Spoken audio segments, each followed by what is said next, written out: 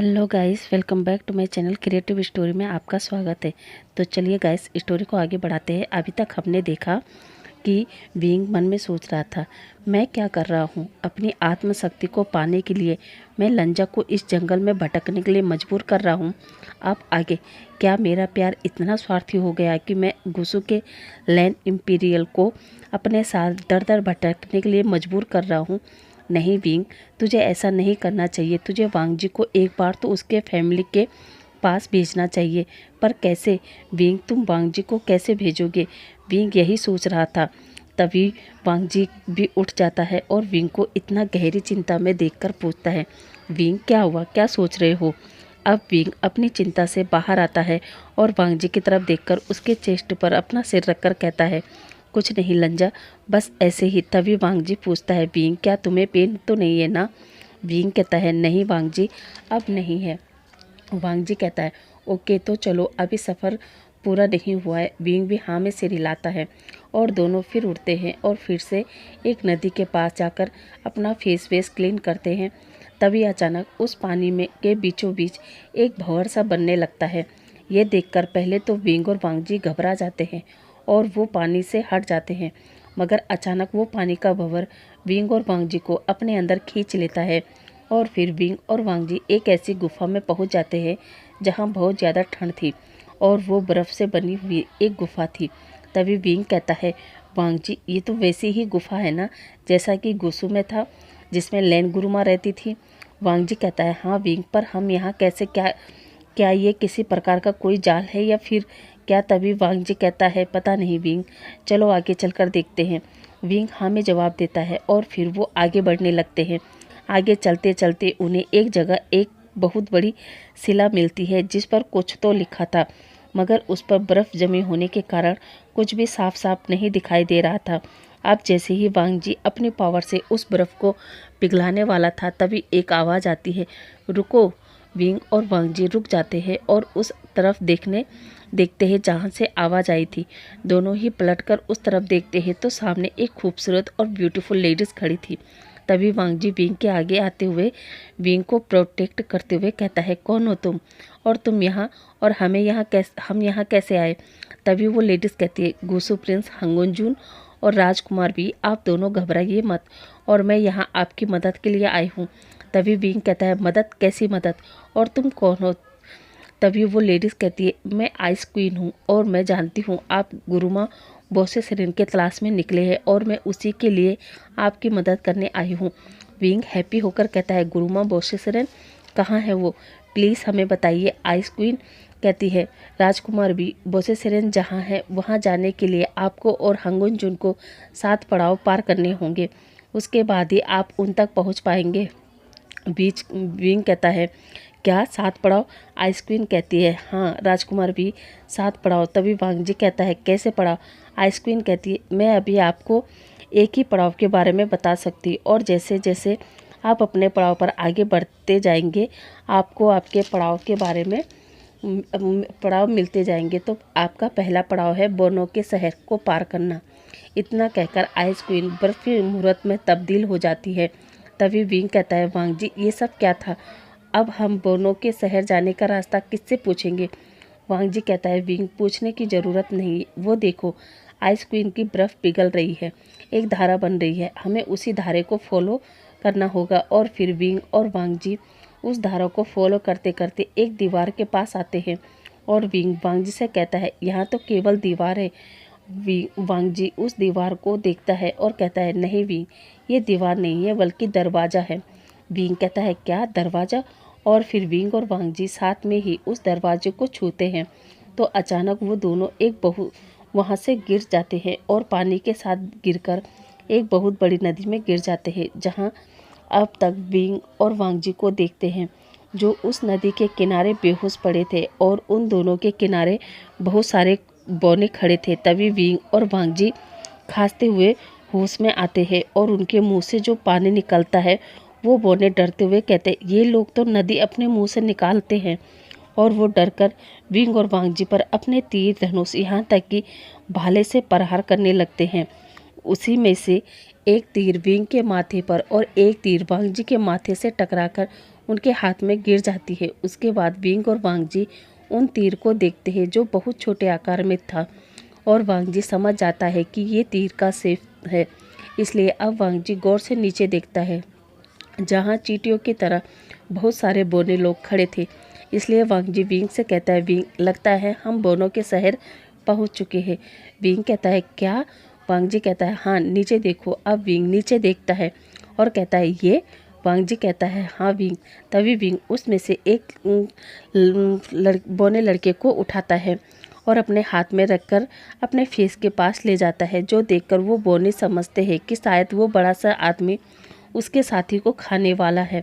इसलिए वो सभी विंग और वांग जी को अपने छोटे छोटे हाथों से मारने लगते हैं, मगर उनकी मार से विंग और वांग जी को कोई फर्क नहीं पड़ रहा था।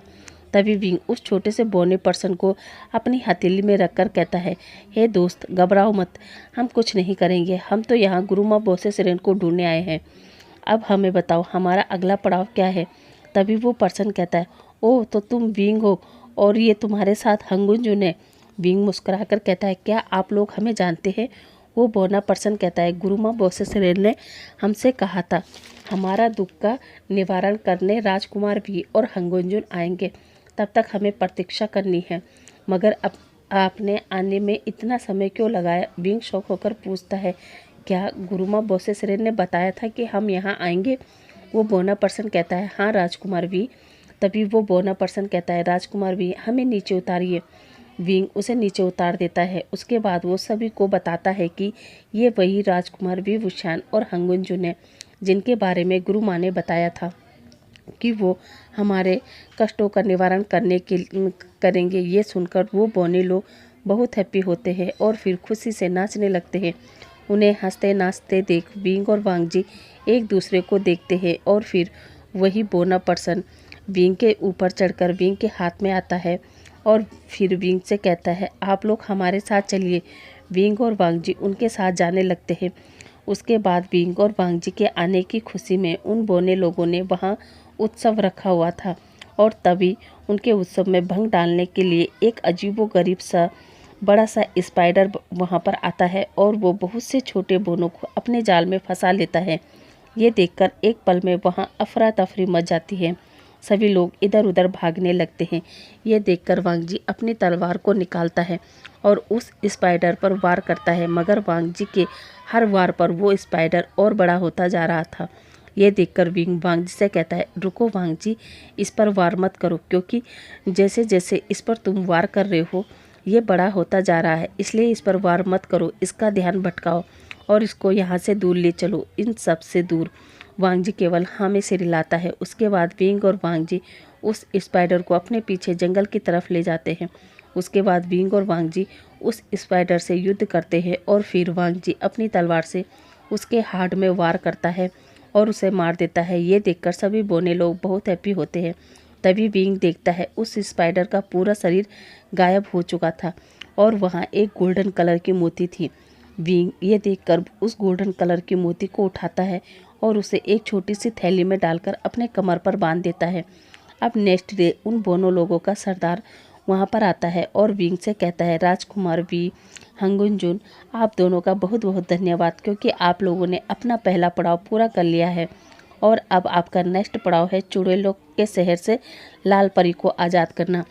विंग कहता है, लाल परी को आज़ाद करना? वो बोनों का सरदार कहता है, हाँ। ये सुनकर विंग और वांग जी उनका धन्यवाद करते और फिर अपने अगले सफ़र पर अगले पड़ाव की तरफ बढ़ जाते हैं, जहाँ अब उन्हें चुड़ैलों के शहर पहुँचना था। तो वो दोनों चलते चलते पहुँच जाते हैं एक शहर में, जहाँ केवल औरतें ही औरतें थी और अपना अपना सामान बेच रही थी। तभी विंग देखता है कि वहाँ की लेडीज़ 20 से 25 की उम्र के बीच की थी और दिखने में बहुत ही ज़्यादा ब्यूटीफुल थी। इतनी ब्यूटीफुल कि स्वर्ग की अप्सरा भी उनकी खूबसूरती के सामने फेल हो गई थी। ये देखते हुए विंग मुस्कुराकर कहता है, लंजा, ये शहर कहाँ से चुड़ैलों का लग रहा है? ये शहर तो अप्सराओं का लग रहा है। मैं सोच रहा हूँ मैं किसी अप्सरा के साथ इसी शहर में शिफ्ट हो जाऊँ। बताओ तुम्हारा क्या ख्याल है? विंग के मुँह से ऐसी बातें सुनकर वांग जी अपनी नैरो आई से विंग को देखता है। वांग जी के नज़रों से ऐसा लग रहा था कि वांग जी का मन तो कर रहा था कि वो विंग को पकड़े और उसके लिप्स को कैप्चर करे और सारी गर्ल्स को बता दे कि विंग उसका है, ताकि कोई गर्ल्स विंग पर नज़र न डाले और ना ही विंग किसी के साथ सेटल होने के बारे में सोचे। मगर हमारा विंग भी कम नहीं था, वो भी ये सब वांग जी को जेलस कराने के लिए कह रहा था। और अब विंग वांग जी के साथ पहले तो एक होटल में जाता है और दोनों ही बहुत टाइम बाद अपने मनपसंद का भोजन करते हैं। उसके बाद वो लोग उस मार्केट से कुछ क्लोथ वगैरह खरीदते हैं और फिर पूरा मार्केट घूमते हैं, मगर उन्हें वो लाल परी कहीं नहीं दिखती। जो देखते हुए विंग वांग जी से कहता है, लंजा, ये शहर तो बहुत बड़ा लग रहा है, ऐसे में हम लाल परी को कैसे और कहाँ तलाश करें। और दूसरी बात यह, तुमने एक चीज़ नोट की, सभी ने रेड रोब्स पहने हुए हैं, ऐसे में कैसे हम लाल परी को ढूंढेंगे। तभी वांग जी कहता है, विंग, भले ही यहाँ जितने भी लेडीज़ हैं वो सभी ब्यूटीफुल है और सभी ने रेड कलर के रोब्स पहने हो, मगर फिर भी मत भूलो ये चुड़ैलों का शहर है और चुड़ैल छल करने में माहिर होती है, इसलिए ध्यान रखना और ये गर्ल्स को ताड़ना बंद करो। विंग शौक होकर कहता है, क्या लंजा, तुमने क्या कहा? मैं गर्ल्स को ताड़ रहा हूँ, इसका क्या मतलब? क्या तुम्हें मेरा लड़कियों को ताड़ना पसंद नहीं आ रहा? बताओ लंजा, क्या पसंद नहीं आ रहा? अब वो दोनों ऐसे ही बात कर रहे थे, तभी वांग जी के कानों में एक आवाज़ आती है और वो जल्दी से अपनी तलवार निकालता है और विंग को अपने पास खींचकर हवा में वार करता है। तो देखता है फर्श पर एक तीर पड़ी हुई थी और फिर विंग की नज़र अचानक ऊपर की तरफ जाती है, जहाँ बहुत सारे तीर विंग और वांग जी की तरफ आ रहे थे। ये देखते हुए विंग जोर से चिल्लाता है, लंजा। अब लंजा ऊपर की तरफ देखता है और फिर हवा में उड़ते हुए अपनी तलवार से उन सभी को काट देता है। और फिर वांग जी नीचे आता है और विंग के पास दौड़कर कहता है, विंग, तुम ठीक हो ना? विंग हाँ में चिल्लाता है और फिर वो जल्दी से भागकर एक जगह छुप जाते हैं और दरवाज़ा बंद कर देते हैं। मगर तभी वो पीछे पलटकर देखते हैं तो वहाँ बहुत सारी ब्यूटीफुल गर्ल्स को बंदी बनाकर उन्हें ग्लास बॉक्स में खड़ा किया हुआ था। ये देखकर तो विंग वांग जी से कहता है, लंजा, इधर देखो। उसके बाद वांग जी भी पीछे मुड़कर देखता है तो वो भी शौक, और वो विंग से कहता है, विंग, यहाँ आओ। तभी विंग कहता है, लंजा, कहीं ये तो वो लाल परी तो नहीं है ना? वांग जी कहता है, विंग, इतनी सारी, लगता है हमें इनमें से असली लाल परी को पहचानना होगा और केवल उसे ही आज़ाद करना होगा। तभी विंग वांग जी से कहता है, पर लंजा, हम पर वो तीरों की बारिश किसने की होगी? वांग जी कहता है, उन्हीं चुड़ैलों ने, जो नहीं चाहती थी कि हम इस जगह पर पहुँचे। वो हमें यहाँ से भगाना चाहती थी, इसलिए उन्होंने हम पर तीरों की बारिश की। खैर छोड़ो, अब इन सब से बचना है तो हमें असली परी की तलाश करनी होगी, मगर कैसे? वांग जी, यहाँ तो इतने सारे लड़कियाँ बंद है, तो हम कैसे असली परी को ढूंढेंगे? तभी वांग जी कहता है, विंग, चुड़ैलों के पैर हमें उन चुड़ैलों के पर हमें उनके पैर चुड़ैलों के पैर हमें चेक करने होंगे। तभी विंग एक नज़र उस ग्लास बॉक्स पर डालता है और वांग जी से कहता है, पर वांग जी, हम इनके पैर कैसे चेक करें, क्योंकि इन सब ने बहुत ही लंबे गाउन वियर किए हुए हैं, उसमें इनके पैर नहीं दिख रहे हैं। और रहा असली परी को ढूंढने का सवाल, तो सबका फेस एक जैसा है, फिर हम कैसे असली परी की तलाश करें? तभी वांग जी कहता है, परियों के लिए सबसे महत्वपूर्ण क्या होता है? विंग अपने दिमाग पर जोर देते हुए कहता है, परियों के लिए सबसे महत्वपूर्ण उनके विंग्स होते हैं यहाँ, मगर यहाँ तो सभी के पास विंग्स है। वांग जी कहता है, और क्या चीज़ इम्पोर्टेंट होती है? और फिर विंग अपने दिमाग पर जोर देते हुए कहता है, वांग जी, मैंने बचपन में सुना था कि परियों के पास एक छड़ी होती है जिससे वो अपना मैजिक करती हैं। इसका मतलब हमें छड़ी की तलाश करनी होगी। तभी विंग देखता है सबने छड़ी पकड़ी हुई है। विंग कहता है, लंजा, यहाँ तो सबने छड़ी पकड़ी हुई है।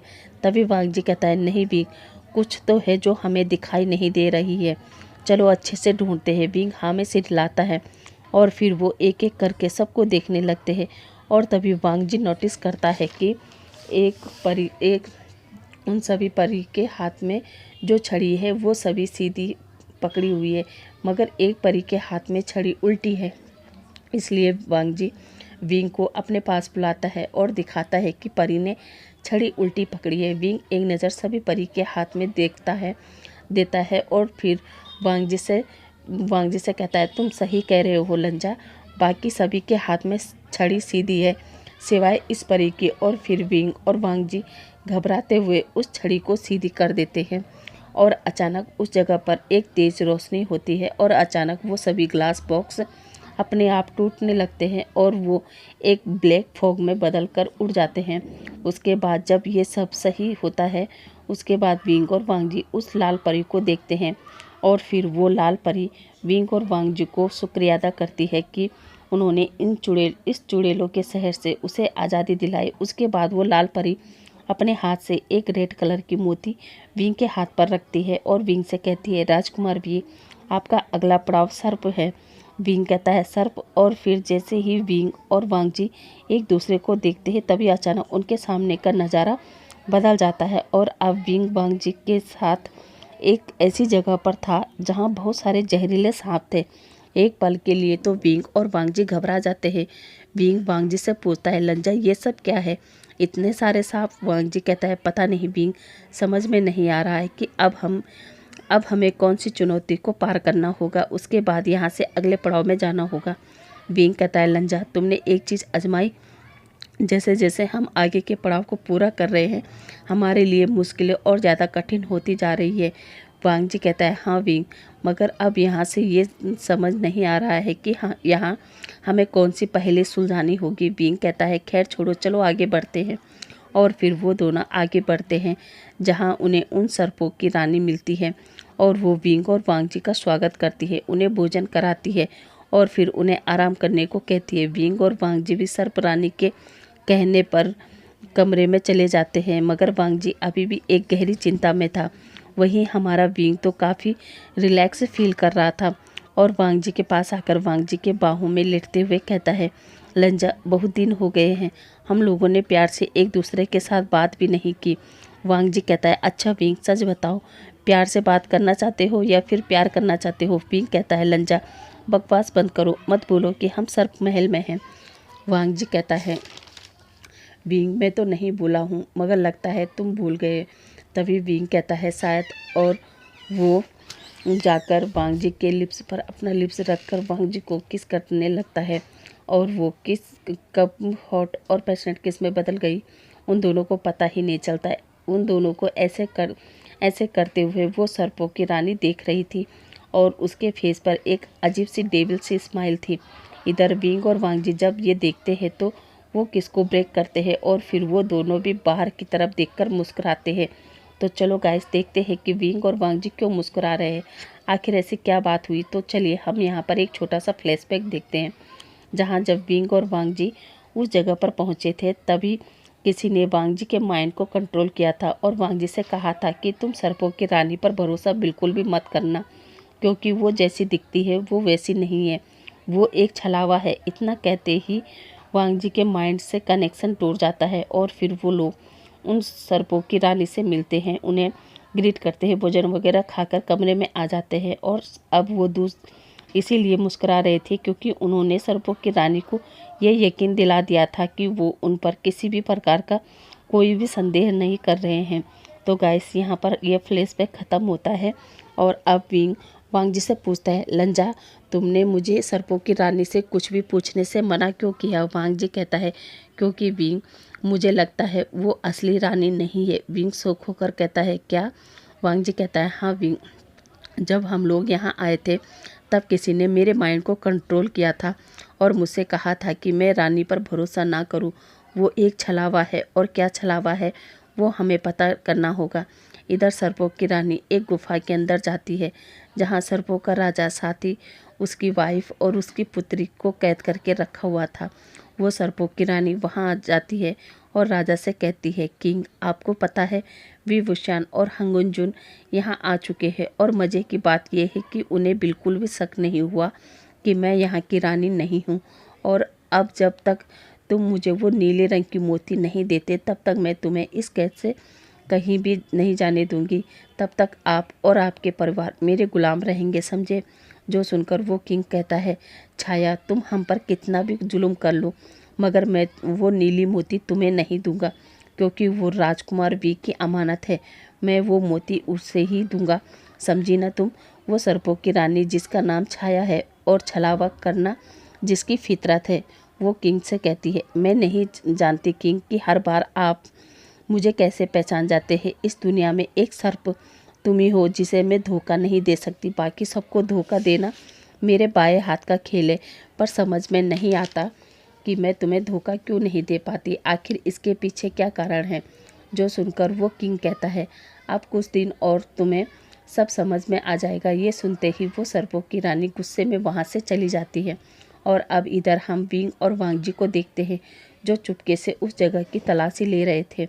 और फिर वो ढूंढते ढूंढते उस गुफा में आ जाते हैं जहाँ सर्पों के राजा और उसके परिवार को छाया ने बंदी बनाकर रखा हुआ था। वांग जी उन्हें देखकर पूछता है, आप लोग कौन हो। जहाँ वो सर्पों का राजा विंग और वांग जी को देखकर पहचान जाते हैं और दोनों को ही ग्रीट करते हुए कहते हैं, हाँ गुंजुन और राजकुमार भी, हमें पता था आप अपनी अमानत लेने के लिए हमारे पास जरूर आएंगे। तभी वांग जी डार्क वॉइस में पूछता है, अमानत? कैसे अमानत? तभी किंग वो नीली रंग की मोती को निकालता है और विंग से कहता है, राजकुमार भी, आप अपना हाथ आगे बढ़ाइए। विंग अपना हाथ आगे बढ़ाता है और वो मोती विंग के हाथ में रखता है, मगर अचानक वहाँ पर छाया पहुँच जाती है और वो विंग के हाथ से वो मोती छीनकर अपने मुंह में डाल देती है। ये देखकर किंग घबराते हुए कहता है, हाँ गुंजुन, रोकिए उसे, वरना वो इस संसार को ख़त्म कर देगी। वांग जी ये सुनकर जैसे ही अपनी तलवार को बाहर निकालता है, छाया एकदम से गायब हो जाती है। ये देखकर विंग और वांग जी शौक और वो किंग को देखने लगते हैं। तभी किंग कहता है, छाया को उसका फेस दिखाओ मिरर के जरिए, उससे वो पत्थर की बन जाएगी और जब वो पत्थर की बन जाएगी तब उसे तोड़कर आप उससे वो मोती ले लेना, क्योंकि वही मोती आपको आपके अगले पड़ाव पर ले जाएगी और उसको उससे आपकी आत्मशक्ति देने में भी महत्वपूर्ण है। ये सुनकर विंग और वांग जी दोनों ही छाया के पीछे जाते हैं और फिर छाया को ढूंढते हैं। उसके बाद विंग और वांग जी एक ऐसा जाल बिछाते हैं कि वो पूरी गुफा को मिरर में बदल देते हैं। और फिर जब छाया उस मिरर के जाल में कैद हो जाती है तो वो एकदम से अपनी आंखें बंद कर लेती है और फिर वो किसी को नहीं देखती। इसी का फ़ायदा उठाते हुए विंग और वांग जी उस तक पहुंचते हैं और उसके साथ युद्ध करने लगते हैं। इसी बीच एक बार छाया अपनी आंखें खोल देती है और वो अपना ही फेस मिरर में देख लेती हैं और अचानक ही पत्थर की मूरत में तब्दील हो जाती है। उसके बाद विंग उस पर वार करता है और वो मोती हासिल करता है। उसके बाद वो उसी किंग के पास जाता है और उन्हें सबको आज़ाद कर देता है। उसके बाद विंग और वांग जी उन्हें धन्यवाद कहते हैं। उसके बाद किंग विंग और वांग जी से कहता है, आपका अगला पड़ाव फूलों की घाटी में है, मगर वहाँ सावधान रहना, क्योंकि वो फूल अपनी तरफ आकर्षित करते हैं और इंसानों की जान लेते हैं। मगर फिर भी उन फूलों के बीच में एक सिल्वर कलर का फूल खिलता है। आपको उस फूल के पास जाना है और आगे का पड़ाव वो फूल आपको बताएगा। इतना कहते ही वहाँ पर एक तेज रोशनी होती है और वो दोनों अब फूलों की घाटी में पहुँच चुके थे, जहाँ विंग उन फूलों से काफ़ी आकर्षित हो रहा था, क्योंकि विंग के पास कोई भी पावर नहीं थी, मगर हमारे वांग जी जिसके पास संगीत की पावर थी और फिर उसे अपने मन को शांत रखना भी आता था, इसलिए वो विंग को संभालता है। मगर विंग जो इस समय नॉर्मल पर्सन था, वो वांग जी से गुस्से में कहता है, लंजा ये तुम क्या कर रहे हो, मुझे किसी भी फूल के पास जाने क्यों नहीं दे रहे। उस जगह आकर तो मानो विंग का अपना दिमाग बिल्कुल ही काम करना बंद कर चुका था। वो तो केवल उन फूलों के पास जाना चाहता था, उन्हें प्यार से गले लगाना चाहता था। ये देखते हुए वांग जी समझ चुका था कि ये जगह बहुत खतरनाक है, उसे जल्द से जल्द इस जगह से बाहर निकलना होगा। मगर उससे पहले जल्द ही उसे वो सिल्वर कलर का फ्लावर ढूंढना होगा। फिर न चाहते हुए वांग जी को विंग को लेकर अपनी तलवार पर उड़ना पड़ता है और 2 दिन सफ़र करने के बाद फाइनली वो सिल्वर कलर के फ्लावर के पास पहुंच जाते हैं, जहां विंग उस फ्लावर के मध्य से मोती निकालता है और अचानक उनके सामने फिर से एक तेज रोशनी होती है और वो फिर से एक अंधेरी दुनिया में पहुंच जाते हैं, जहां विंग और वांग जी को कुछ भी नहीं दिखाई दे रहा था सिवाय किसी दूर एक जगह पर एक हल्की सी रोशनी के। विंग और वांग जी जैसे तैसे उस अंधेरे जगह को चीरते हुए उस रोशनी के पास पहुंचते हैं और देखते हैं वहां भी एक मोती है, इसलिए विंग उस मोती को भी ले लेता है और फिर अचानक वो उस अंधेरे से भी बाहर आ जाते हैं। और अब विंग वांग जी से कहता है, लंजा ऐसा लगता है हमने 5 पड़ाव पूरे कर लिए हैं और अब 3 पड़ाव ही बाकी है, मगर वो 3 पड़ाव कौन से हैं समझ नहीं आ रहा। जो सुनकर वांग जी कहता है विंग, हम वो 3 पड़ाव भी पूरे कर लेंगे। और फिर वो दोनों आगे बढ़ते बढ़ते एक जगह पहुंच जाते हैं जहां उन्हें एक ऐसी जगह मिलती है, जगह से गुजरना था कि अगर वो किसी बॉक्स में गलत पैर रख देते तो दोनों हमेशा हमेशा के लिए वहाँ जो जलती हुई आग थी वो आग उन दोनों को जलाकर मार देती। मगर विंग और वांग जी ने अपनी समझदारी से वो पड़ाव भी पूरा कर लिया और उन्हें एक ऑरेंज कलर की मोती भी मिल चुकी थी। और अब एक लास्ट पड़ाव बाकी था जो विंग और वांग जी को विंग के बचपन में ले गया था, उसी के घर, उसके मॉम डैड कांसा सेरेन और वी चांसे के पास, जहां विंग देखता है एक खूबसूरत फैमिली अपने बेबी को बहुत ज़्यादा ही लाड प्यार कर रही थी, उसके साथ हंस रही थी, खेल रही थी। तभी वहाँ एक लेडीज़ कहती है, विंग कहाँ हो तुम? विंग जल्दी आओ, देखो मैंने लोटस सूप बनाया है। ये सुनकर विंग की आंखों से आंसू आ जाते हैं और वो लंजा का हाथ पकड़कर कहता है, लंजा ये तो मैं हूँ और ये मेरी फैमिली है, इसका मतलब 7वां पड़ाव मेरी फैमिली है। वांग जी कहता है, हाँ विंग 7वां पड़ाव तुम्हारी फैमिली है। और फिर विंग वांग जी के साथ मिलकर अपने बचपन का सारा सीन देखता है, जहाँ विंग देखता है कि उसकी तबीयत ख़राब है। तभी विंग के मॉम डैड वैद को बुलाते हैं और ये वैद और कोई नहीं बल्कि बोसे सेरेन थी, जो विंग को चेक करते हुए कांसा को बताती है कि विंग की हालत इसलिए इतनी ख़राब हो रही है क्योंकि उसकी जो आत्मशक्ति है वो विकसित नहीं है और उसे विकसित होने में बहुत समय लगेगा। कांसा सेरेन कहती है, कितना समय गुरुमा? बोसे सेरेन कहती है, पता नहीं कांसा। कांसा सेरेन कहती है, माँ फिर मैं क्या करूँ? मैं अपने बेटे को कैसे बचाऊँ? जो सुनकर बोसे सेरेन कहती है, कांसा एक रास्ता है, अगर हम विंग की ओरिजिनल आत्मशक्ति को बाहर निकाल दे और किसी और की आत्मशक्ति को विंग के शरीर में डाल दे तो विंग की जान बच जाएगी। कांसा कहती है, तो ठीक है माँ, आप मेरी आत्मशक्ति लेकर मेरे बेटे के शरीर में डाल दे और मेरे बेटे को बचा ले। तभी कांसा सेरेन कहती है, नहीं कांसा, तुम प्रेग्नेंट हो और मैं तुम्हारी आत्मशक्ति नहीं ले सकती। तभी वी चांद से कहता है, गुरु माँ तो आप मेरी गोल्डन कॉल ले लीजिए मगर हमारे बच्चे को बचा लीजिए। बोसे सेरेन कहती है, नहीं वी चांद से, तुम एक राजा हो और अगर मैं तुम्हारा गोल्डन कोर लेकर विंग के शरीर में डाल भी देती हूँ तो तुम्हारा क्या होगा? तुम हमेशा के लिए बेड पर चले जाओगे और तुम कभी भी तलवारबाजी नहीं कर सकते। वी चांद से कहता है, कोई बात नहीं गुरुमा, मैं अपने बच्चे को ऐसे अपने आंखों के सामने मरते हुए नहीं देख सकता। प्लीज़ आप मेरा गोल्डन कोर निकाल कर विंग के शरीर में डाल दीजिए। बोसे सेरेन को सोचने लगती है। तभी वी चांद से कहता है, सोचने के समय नहीं है गुरुमा, जल्दी से आप प्रोसेस शुरू करें और मेरा गोल्डन कोर मेरे बेटे के शरीर में डाल दीजिए। बोसे सेरेन कहती है, ठीक है। और फिर वो विंग के शरीर में विंग की आत्मशक्ति को एक मोती की शक्ल में बाहर निकाल देती है और वी चांसे का गोल्डन कोर विंग के शरीर में डाल देती है। उसके बाद वी चांसे बहुत कमज़ोर हो जाता है और फिर समय के साथ साथ वी चांसे अपनी प्रजा की रक्षा नहीं कर पाया और फिर उसकी प्रजा ने वी चांसे से बगावत की और वी चांसे यहाँ तक कि कांसा सेरेन को भी मार दिया, मगर कांसा सेरेन ने विंग को वहाँ से भगा दिया था। ये देखकर विंग और भी ज़्यादा रोने लगा। तभी वहाँ पर बोसे सेरेन आती है और वो विंग से कहती है, विंग तुम आ गए बेटा, मैं कब से तुम्हारा इंतज़ार कर रही थी। तभी विंग बोसे सेरेन को पहचान जाता है और कहता है, गुरुमा आप? बोसे सेरेन कहता है, गुरुमा नहीं विंग, नानी माँ, तुम मेरे ग्रैंड चाइल्ड हो और अब समय आ गया है कि मैं तुम्हारी आत्मशक्ति तुम्हें दे दूँ, क्योंकि अभी तक जिस आत्मशक्ति का इस्तेमाल तुम कर रहे थे वो आत्मशक्ति तुम्हारे पिता वी चांसे की थी, जिसे तुमने जियान चेन को दे दी।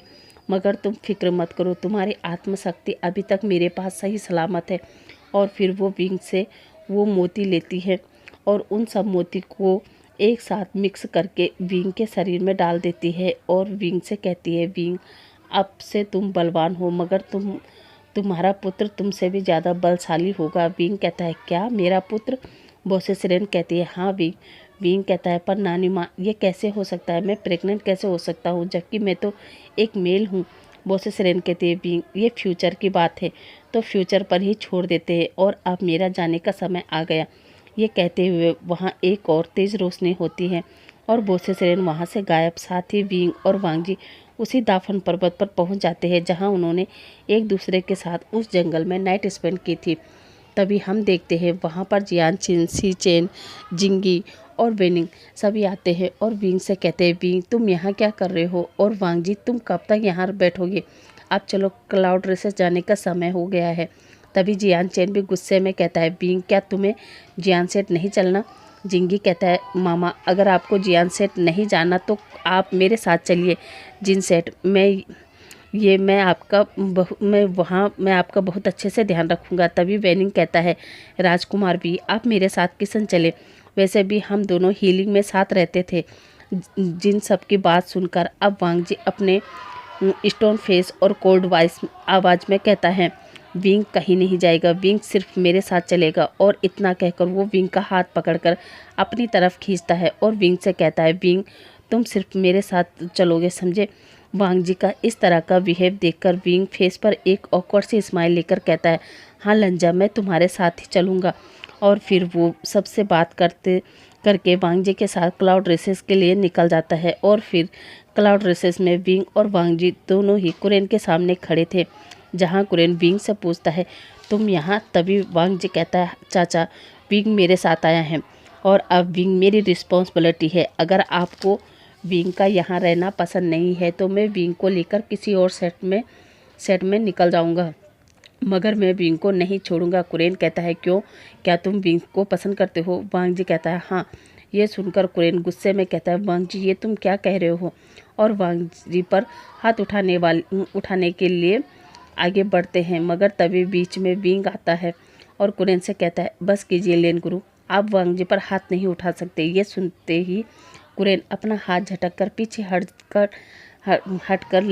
पीछे हाथ कर लेता है और फिर मुंह फेर कर वांग जी से कहता है, ठीक है तुम विंग को लेकर जिंगसी में रहोगे, यहाँ नहीं आओगे। वांग जी कहता है और विंग का हाथ पकड़कर जिंगसी ले जाता है। और फिर वांग जी बेड पर बैठा था, वो सैड लग रहा था। तभी विंग वहाँ पर आता है और वांग जी से पूछता है, लंजा क्या हुआ, सैड हो। वांग जी विंग की तरफ देखकर ना में इशारा करता है। तभी विंग विंडो से बाहर देखता है जहाँ बर्फ़ गिर रही थी। ये देखकर विंग कहता है, ओ लंजा यहाँ कितनी ठंड है, क्या तुम्हें ठंड नहीं लगती, मुझे तो बहुत ठंड लग रही है, क्या तुमने यहाँ शराब वगैरह रखी है या नहीं। वांग जी ये सुनकर विंग को देखता है और कहता है, तुम बैठो मैं लेकर आता हूँ। इतना कहकर वांग जी शराब लेने चला जाता है और थोड़ी देर बाद वांग जी विंग के लिए शराब और कुछ खाने के लिए लाता है और फिर दोनों बैठकर ढेर सारी शराब पीते हैं। और फिर जब दोनों नशे में आ जाते हैं उसके बाद विंग शराब की बोतल उठाकर विंडो के पास खड़ा हो जाता है। तभी वांग जी भी पीछे से आता है और वो विंग को पीछे से होल्ड कर लेता है और विंग के नेक पर अपनी नोच को रफ करने लगता है, जिससे विंग की बॉडी में एक अलग ही सेंसेशन होने लगती है। और फिर वांग जी उसे अपनी तरफ पलटता है और विंग के लिप्स को कैप्चर कर लेता है और फिर विंग वांग जी के लिप्स को सक करने लगता है।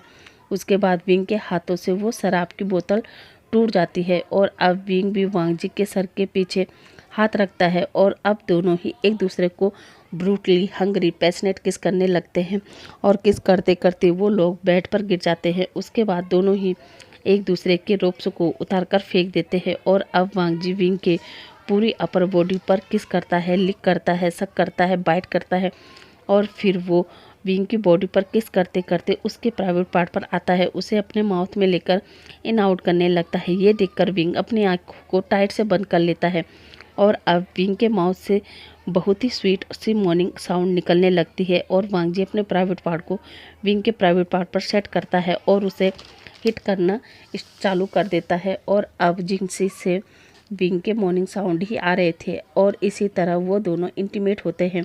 और अब हम 3 महीने बाद का सीन देखते हैं जहां विंग को वॉमिटिंग हो रही थी और वो बेहोश हो जाता है। ये देखकर वांग जी जल्दी से हीलर को बुलाता है और विंग का चेकअप करवाता है, जहां हीलर वांग जी को बताता है कि राजकुमार भी प्रेग्नेंट है। और ये बात जियान सेट, जिन सेट, नी सेट, यहाँ तक कि वेनिंग के पास भी पहुँच जाती है। वहीं जब कुरेन को भी पता चलता है कि उसके बाद वो वांग जी को इन महीनों में पहली बार लैंड हाउस बुलाते हैं और पूछते हैं, वांग जी ये सब क्या है और कैसे हुआ, राजकुमार भी प्रेग्नेंट कैसे हुआ, वो तो अल्फ़ा है ना। वांग जी को भी समझ नहीं आ रहा था, इसलिए वो कुरेन को कोई जवाब नहीं देता। मगर वांग जी के जिंसी में वापस आने के बाद वांग जी ध्यान लगाता है और उसे वो सब कुछ याद आ जाता है कि उसने विंग के साथ 7 पड़ाव पूरे किए थे। उसके बाद बोसे सेरेन ने कहा था कि अब विंग बलशाली है, मगर उसका पुत्र और ज़्यादा बलशाली होगा। वो याद करते हुए वो विंग के पास आकर कहता है, विंग, तुम्हें वो पड़ाव याद है और गुरुमा बोसे सेरेन जिन्होंने तुम्हें तुम्हारी गोल्डन कॉर्ड दी थी और जो अभी तक तुम्हारे पास थी वो तुम्हारे पिताजी की थी, जो अब जनसा के पास है, याद है? विंग कहता है, हाँ वांग जी याद है, और मुझे बहुत पहले ही पता चल गया था कि मेरी अपनी असली गोल्डन कोर मेरी नानी बोसे सेरेन के पास है, इसलिए हम उन्हें ढूंढने गए थे। और जब तुम और मैं वहाँ जंगल में इंटीमेट हुए थे, तब जब तुम सो रहे थे, मेरी नानी वहाँ आई थी। उन्होंने मुझे मेरा गोल्डन कोर दिया, साथ ही मुझे ये भी बता दिया था कि मेरी आत्मशक्ति में एक ओमेगा के लक्षण है, मैं फ्यूचर में प्रेग्नेंट होऊंगा। ये सुनकर मैं भी शौक था, इसलिए मैंने गुरुमा से कहा कि वो कोई ऐसा भ्रम पैदा करे जिससे तुम्हें यकीन हो जाए कि यहाँ सच में उन पड़ाव के कारण मैं आज इस स्थिति में हूँ। इसलिए गुरुमा ने तुम्हें सपने में वो पड़ाव दिखाए और एंड में वो सब मोतियों को मिक्स करके मेरी गोल्डन कोर को शक्तिशाली बताया। वांग जी कहता है, क्या पर विंग, इसकी क्या ज़रूरत थी? तुमने ऐसा क्यों किया? विंग कहता है, इसलिए वांग जी, क्योंकि मैं नहीं चाहता था कि कोई तुम्हें और मुझे अजीब नज़रों से देखे, इसलिए अब तुम सबको सब बता सकते हो ना कि मैं प्रेग्नेंट कैसे हुआ। वांग जी कहता है, ओ विंग, तुमने ये सब मेरे लिए किया? विंग कहता है, हाँ वांग जी, क्या तुम भूल गए? तुम इस क्लाउड रेसेस के इंपीरियल हो और इंपीरियल को कोई गलत नज़रिए से देखे, ये मैं कैसे बर्दाश्त कर सकता हूँ? ये सुनकर वांग जी विंग को हक कर लेता है और अब वांग जी सभी को उन 7 पड़ाव और यहाँ तक सभी को ये भी बताता है कि जनसा के अंदर जो आत्मशक्ति है, जो गोल्डन कोर है, वो विंग के पिता की है और विंग का असली गोल्डन कोर अब उसके पास है, जो दाफन पर्वत पर बोसे सेरेन ने दी है, और इसी वजह से विंग प्रेग्नेंट है। ये सुनकर सभी लोग शौक तो थे, मगर फिर भी वो विंग और वांग जी को कुछ नहीं कहते। और फिर समय बीतता गया और विंग ने एक क्यूट बेबी बॉय को बर्थ दिया, जिसे उन्होंने सुजोई का बचपन का ही नाम आयुआन दिया था।